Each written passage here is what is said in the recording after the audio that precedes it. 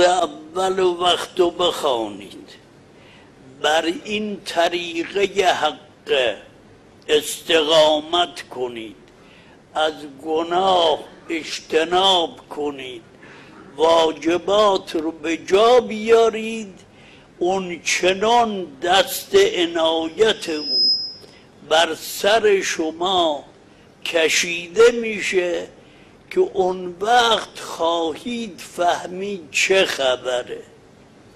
منتها ما راه رو باید بریم، بعد ببینیم به مقصد کی میرسیم.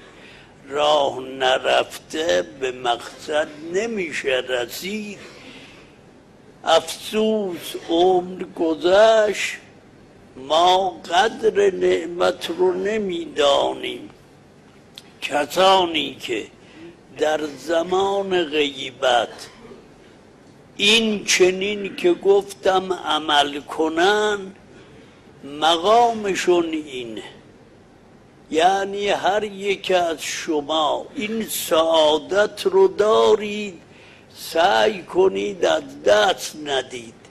این روایتی است که حجت خدا سید الساجدین زین العابدین بیان کرده که صدوق نقل میکنه. اون کسانی که در غیبت امام زمان بر این مذهب باقی بمانند و این عقیده رو از دست ندهند، هر یکشون ثواب 1000 شهید از شهداء بدر و احد رو دارن. مقام شماها هم چه مقامیه؟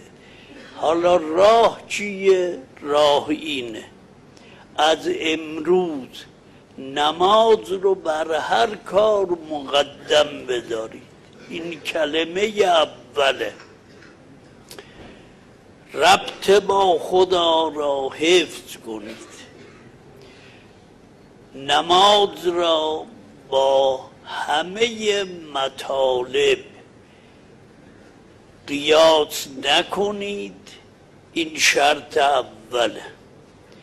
بعد از نماز صبح هر روز آخر مفاتیح دعای عهده، اون دعا رو بخوانید. چشمها را از نامحرم بپوشید.